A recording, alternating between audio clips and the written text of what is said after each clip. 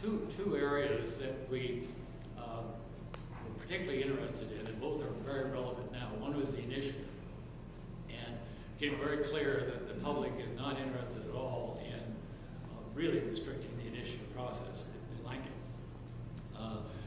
And so the recommendations were minimal, but important. One was that you would have each initiative before it goes to the voters submitted to the legislature, and they would have the opportunity and the requirement to clarify misleading language and make any technical amendments before it goes to the voters, so that we hopefully eliminate some of the case, the legal challenges later on. That was one provision. The other was that after 6 years, if it's a statutory initiative, the legislature could amend it, change it, redirect it after 6 years. So those are pretty minor. The big area was, what do you do about the relationship between the state and local government? There are 7,000 local governments in California.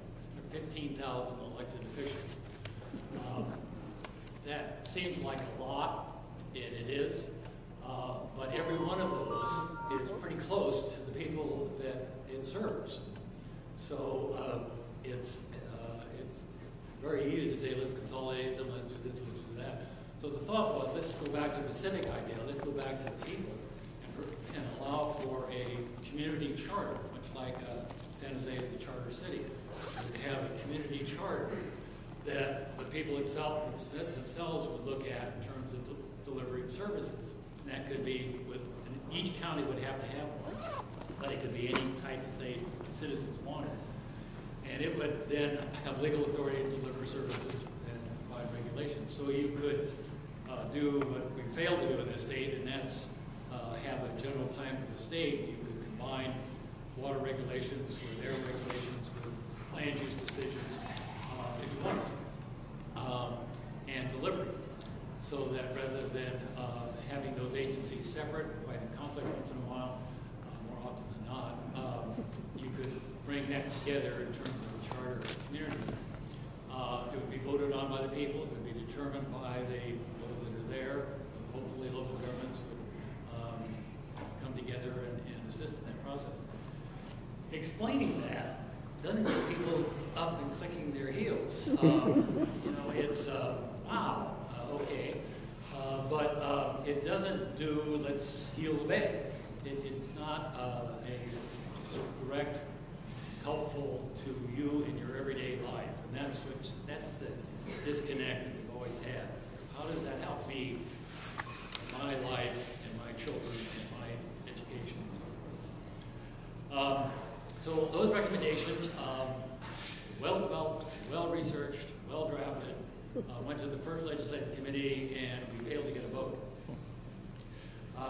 Very discouraging after 2 years of work. The part of the problem was that we had 23 members that agonized over these decisions, and the last 3 weeks, the majority changed in the legislature, and the Republicans took over from the Democrats, and so there were 5 new members who didn't like what we had done at all, and 5 were replaced and were dismissed. And so we came in with a real fractional recommendation, and it didn't go anywhere. But not to be give up.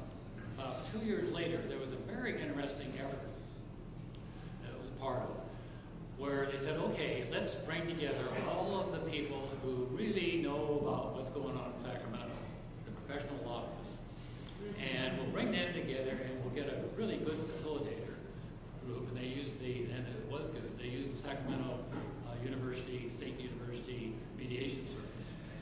And there were about 110 of us, as I recall, and everybody was there. University of California, state colleges, Civil Liberties Union, FFL-CIO, every organization that was well represented in Sacramento was there. And we worked for 2 years. And did pretty well until one issue broke the group apart. It doesn't matter what it happened to be the Sherman paint case that had liability transferred to business, and they didn't like it. And they withdrew, Chamber and others, and it fell apart. So that doesn't mean that kind of approach couldn't work, but I don't think it will, because they're a little too cynical, a little too, I mean, they're paid to represent their clients, and that's why they're there.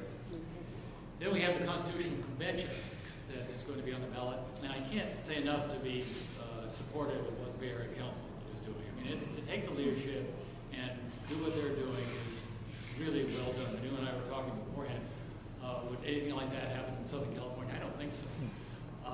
It takes a group that has had a record of really looking at a lot of these issues, and I just applaud them for their efforts. On the other hand, coming from the Bay Area Council, a business group, it has its own limitations in terms of people's reaction to it. The makeup of the proposed convention, I don't know if you've gone into that, but it's large, over 400, very complex in terms of how they would be selected. But that has an advantage, right?